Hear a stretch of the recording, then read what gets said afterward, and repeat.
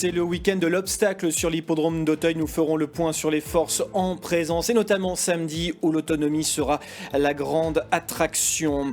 L'invité de ce journal, c'est Bertrand Rivière, président de la Société des courses de La Rochelle-Châtelaillon. Nous parlerons de la journée de samedi qui s'annonce haute en couleurs. Autre invité dans ce journal, David Morisson. Il nous dira tout de ses partants dimanche sur l'hippodrome d'Agen. L'occasion pour nous également de mieux connaître ce jeune entraîneur installé depuis 3 ans au centre d'entraînement de Cers à Pau. L'agenda de la semaine et les chevaux à suivre sont également au menu du journal. Bienvenue.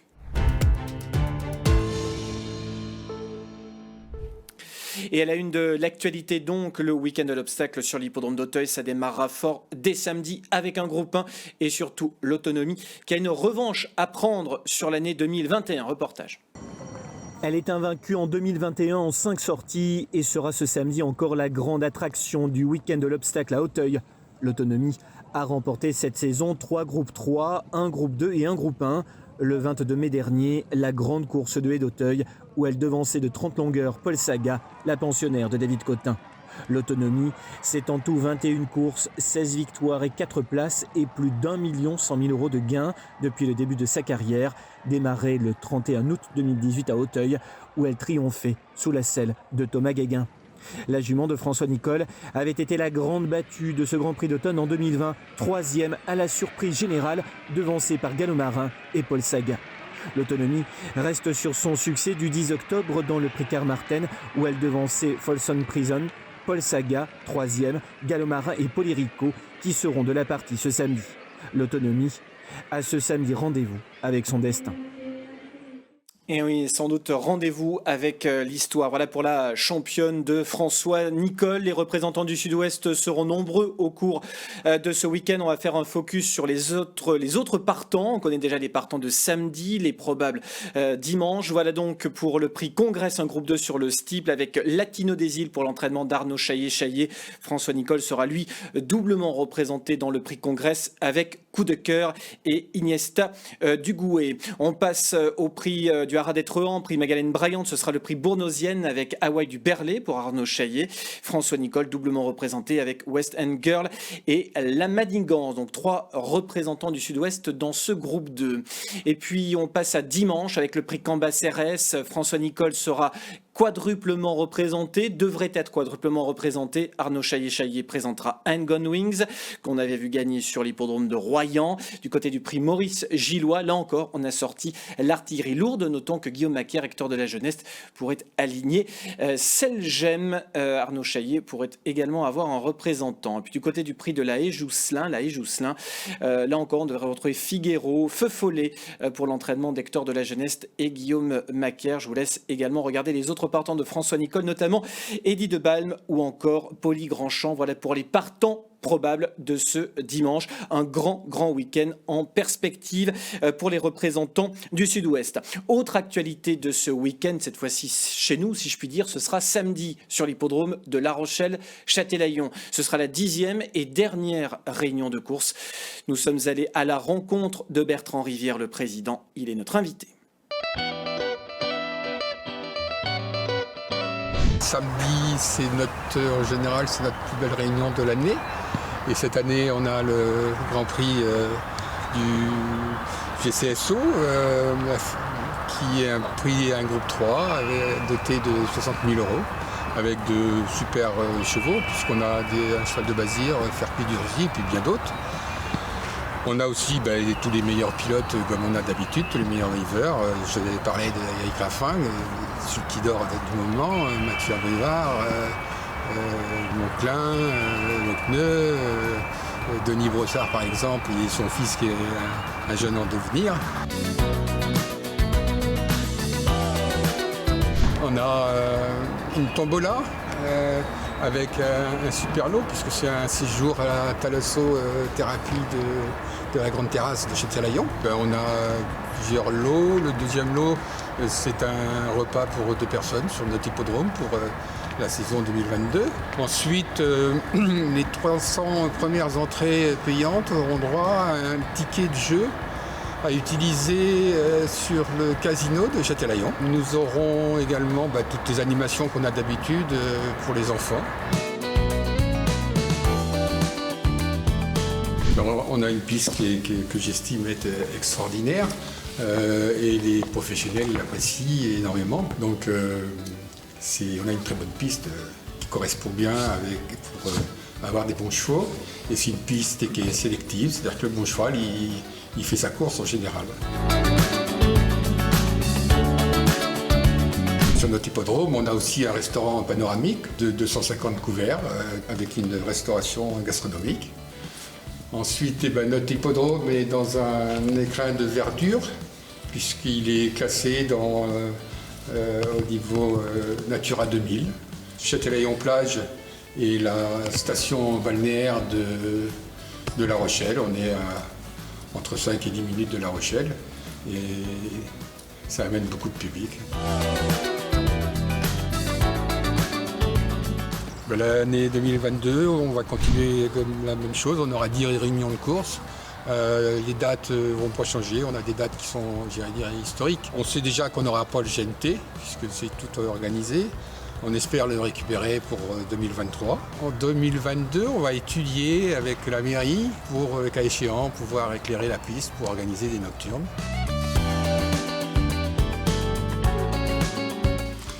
Sur nos 10 réunions de course, 5 se sont déroulées à huis clos. On a couru 4 autres avec du public et le public a été présent. On a fait une super réunion de course le 14 juillet. On avait beaucoup de monde. Donc on est quand même content que la fréquentation soit revenue au même niveau que les années d'avant. Après, on peut parler aussi des enjeux. Les enjeux, c'est à l'image un petit peu que des enjeux français. Je parle des réunions premium. C'est vrai qu'on est en baisse, mais c'est moins dramatique que ce qu'on aurait pu penser. Et quand on pense que tous les points de vente étaient fermés à cause de la crise sanitaire et qu'on sait très bien que 85% des enjeux sont récoltés dans ces points de vente, dans les bars PMU.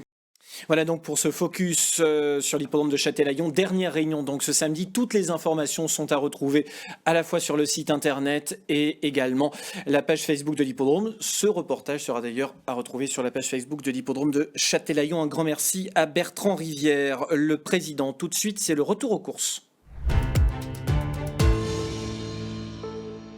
Et avant de revenir sur les principales courses de la semaine écoulée, focus sur la réunion de Bordeaux-le-Bouscat. C'était donc jeudi où Jean-Claude Rouget a signé sa 650e victoire en terre bordelaise. À l'occasion du prix de Pomerol, Jean-Bernard Ekem a remporté la 1400e victoire de sa carrière en plat en France. Il est à noter qu'il a triomphé 69 fois en obstacle. Quant à Jean-Claude Rouget, il a signé avec Caracal dans le prix de Pauillac la 650e victoire de sa carrière sur l'hippodrome du Bouscat. Sur cet hippodrome, son premier succès date d'avril 78 avec Scanel, une victoire acquise dans une course à réclamer en haie avec pour jockey Philippe Boisgontier. En plat la même année, sa première victoire a eu lieu le 15 octobre dans le prix de Floirac où Glaouit s'est imposé monté par Laurent Pinault. Il est à noter que c'est avec ce même cheval qu'il s'imposera pour la première fois à Paris sur l'hippodrome de Saint-Cloud le 24 février 1979. L'entraîneur palois a dépassé au total les 6800 succès et pense atteindre, d'après lui, les 7000 l'été prochain. Ses premières victoires ont eu lieu en obstacle à Pau en février 78 avec Bonne Alliance et en plat à Éose le 8 mai 78 avec Fleur du Soleil associée à Laurent Pinault.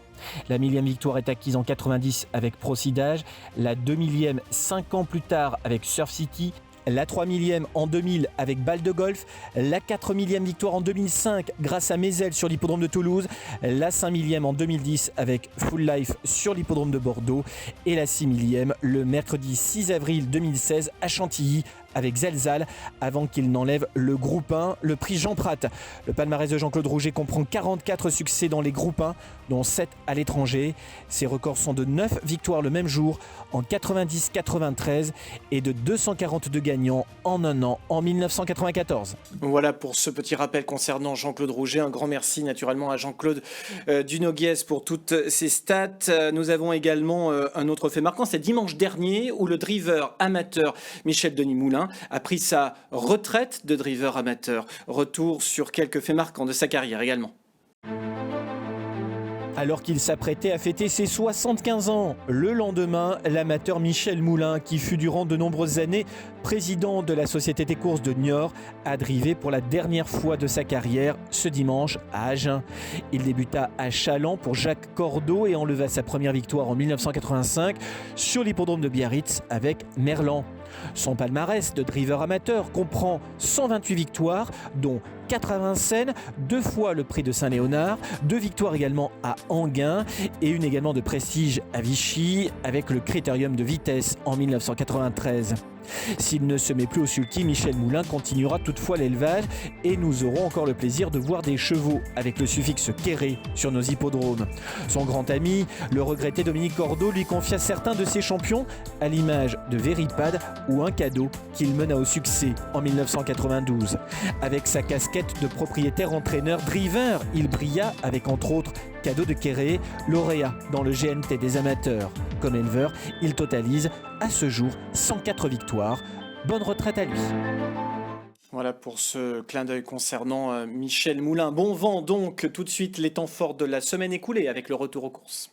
Bordeaux d'abord, ce jeudi 28, avec le prix de Pauillac qui voit le succès de Caracal, entraîné par Jean-Claude Rouget et monté par Jean-Bernard Ekem. 650e victoire bordelaise de l'entraîneur palois. Nous y reviendrons dans ce journal. Caracal est un fils de Zelza, lauréat d'un prix Jean Prat sous ce même entraînement et cette même casaque. Le poulain d'Al-Shakaib Racing est invaincu en 2 sorties au Bouscat. Le même jour, sur ce même hippodrome, Home Truth ouvre son palmarès dès ses premiers pas en compétition. Victoire ici d'une fille de Frankel. Victoire signée Rouget et Kem à nouveau. Retenez bien le nom de cette pouliche, Home Truth. Elle devance ici d'une demi-longueur une pouliche de Christophe Ferland qui semble avoir de la qualité, ondulée, montée par Maxime Guyon. On termine avec le prix de Floirac pour 2 ans inédits, victoire de Zarakan entraîné par Didier Guillemin. Début victorieux pour le fils de Zarak qui fait afficher 2,15,84 sur 1900 mètres contre 2 minutes 13 secondes et 53 dixièmes pour Home Truth sur le même parcours 30 minutes plus tôt. Avantage aux pouliches. On part à Pau samedi 30, rentrée des classes sur l'hippodrome du Pont-Long, victoire de Madi Fong, la pouliche de Didier Guillemin, 4e en débutant à Mont-de-Marsan, ouvre ici son palmarès sous la selle de Lily Lepimpe.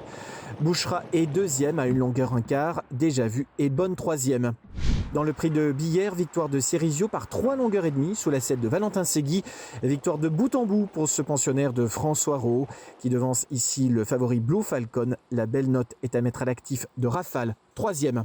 Retour au Bouscat dimanche 31, mais au trot cette fois dans le Grand Prix Baron d'Ardeuil à Aussé-Buzet, challenge Henri Menot. Victoire du Denecher Esberit sur le pied de 1-12-3.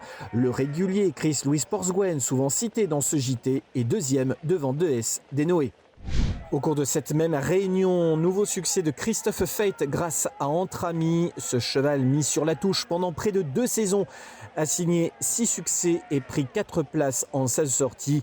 Entre Amis était associé à Anthony Honoré. À Agen, ce dimanche 31, journée spéciale amateur dans le prix de Lunat, succès de Fantastic Sauton associé à Quentin Fleury dans la réduction kilométrique de 1,15,8 devant Fly Soto et Thomas Martin. Fantine Brioard se classe 3e.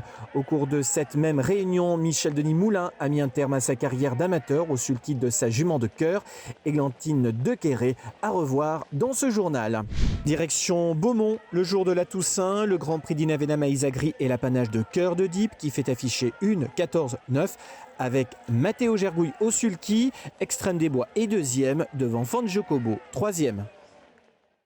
Voilà, après ce retour aux courses et avant de faire un focus sur les chevaux à suivre, un point sur les classements du circuit des grandes épreuves du Sud-Ouest et du challenge Henri Menot. On va commencer avec le GCSO. Fakir Mérité, toujours en tête, 27 points. Il se détache irrésistiblement de Cache du Rib, 2e. Doruc, 3e avec 15 points. Et puis le challenge Henri Menot, Franceville est en tête avec 14 points devant Esberit qui s'est imposé sur l'hippodrome de Bordeaux avec 12 points à égalité avec le très régulier Chris Louis Porsguen. Je vous laisse découvrir ensuite le reste du classement pour les 3e, 4e et 5e places, avec notamment les ex-aequo. Voilà pour les classements respectifs du circuit des grandes épreuves du Sud-Ouest et le challenge Henri Menot. Tout de suite, les chevaux à suivre. Et des chevaux ont été repérés naturellement et comme chaque semaine maintenant dans les 3 disciplines, au trot, en plat et non d'ailleurs il n'y a que du trot et du plat cette semaine, on va regarder cela ensemble avec Galeano du Bocage ou encore Chris Louis Porsguen puisqu'on en parlait il y a quelques instants. Jody Dalbré qui est une J qui semble avoir beaucoup de qualité, elle est entraînée par Bruno Vanacker qui en pense visiblement le plus grand bien. Du côté des chevaux de plat, on a vu quelques choses intéressantes avec Hypling notamment, Olympica ou encore Parabac. Voilà pour les chevaux à suivre. Tout de suite, on va prendre date avec l'agenda de la semaine. Voici donc l'agenda. Sachez que la semaine prochaine, on vous préparera une édition spéciale pour les 2 quintés qui vont se courir la semaine prochaine et la semaine d'après, c'est-à-dire Toulouse ou encore Bordeaux. Samedi, donc, je vous emmène sur l'hippodrome de La Rochelle-Châtelaillon pour la toute dernière réunion de l'année. Soyez bien présents si vous avez la chance d'être du côté de Châtel, parce que vous l'avez entendu, il va y avoir pas mal d'animations, un beau plateau sportif également. Course à Agen et Grenade ce dimanche. Et ensuite, donc, le 11, nous aurons des courses à Auch. Le quintet sur l'hippodrome de Toulouse, ce sera le 11 novembre. Puis ensuite, on aura des courses vendredi 12 sur l'hippodrome de Bordeaux. Je vous emmène ensuite à Castel-Sarrazin, puis à Mont-de-Marsan le 14 et lundi 15, tiercé quarté quintet sur l'hippodrome de Bordeaux-le-Bouscat. Mercredi prochain, mercredi 10 novembre, on vous préparera donc un dossier spécial sur ces 2 grandes journées qui s'annoncent à la fois à Toulouse et également sur l'hippodrome de Bordeaux. Course à Agen, donc au galop dimanche, il y aura des représentants de David Morisson au départ de cette journée. L'occasion pour nous aussi de mieux découvrir, de mieux connaître cet entraîneur installé depuis 3 ans à Cers. En premier, on aura Oisy, dans le réclamé des 3 ans. Oisy, c'est une jument de catégorie moyenne, voilà, qui court les réclamés. Voilà, c'est une jument que j'avais dressée sur les obstacles, qui avait pris une 4e place à Castera au printemps, mais qui n'est pas assez soldat, on va dire, pour continuer dans cette voie. Donc je reviens sur le plat, et voilà, dans une catégorie moyenne où elle peut tirer son épingle du jeu en venir prendre une placette. Et ma 2e partante, c'est Hermosia, une anglo-arabe de 12,5 qui débute à M. Patrick Saint-Martin. Donc voilà, on va essayer de l'avancer pour l'année prochaine. Ma vie d'entraîneur, ça se passe bien. Je suis très content de m'être installé. Voilà. On avait très bien démarré mes 2 premières années. Et puis c'est vrai que là, le Covid-19 est arrivé. Et puis ça a été un petit peu plus laborieux. Là, on a réussi à renouveler. On a baissé d'effectifs, mais on renouvelle. Toujours pareil, en anglo-arabe, pur sang. On a fait un petit peu d'obstacles. Voilà, là on a 9 gagnants cette année, c'est très peu par rapport aux années précédentes, mes 2 premières années. Mais bon, on se bat. Pendant ma carrière de jockey, j'ai toujours été en jockey de second plan dans les écuries où j'ai été chez Jean-Claude Rouget et François Roux. Et donc c'est vrai qu'on me confie souvent des bons chevaux à préparer. Et puis j'ai tout de suite vu que ça me passionnait. Et puis j'ai toujours eu envie, voilà, de travailler pour moi après, voilà, pour mon compte. Mon modèle, c'est Jean-Claude Rouget, hein. J'ai travaillé 13 ans chez lui. C'est chez lui que j'ai perdu ma décharge. Et oui, c'est mon modèle. On a une jument comme Cantaluna, voilà, qui peut gagner son handicap sans problème. Cantaluna, c'est une jument de 4 ans qui est en 20, 21 ou 22 de valeur et qui vient d'être 3e l'autre jour là, sur la piste de Pau. Voilà, on sait qu'elle fait bien, c'est l'hippodrome de Pau, la fibrée. Et je pense qu'elle n'aura pas de mal à gagner son handicap, c'est clair. Voilà pour ce portrait que nous avons réalisé ce jeudi matin sur le centre d'entraînement de Cers. Également, donc, vous pouvez retrouver ce reportage sur la page Facebook de la Fédération des courses du Sud-Ouest pour préparer, faire le papier pour les courses d'Agen ce samedi. Voilà donc pour l'essentiel de l'actualité. Un grand merci à toutes les équipes techniques. Ce journal est dédié à la mémoire d'André Pradessus. Excellente semaine à vous toutes et à vous tous. À jeudi prochain.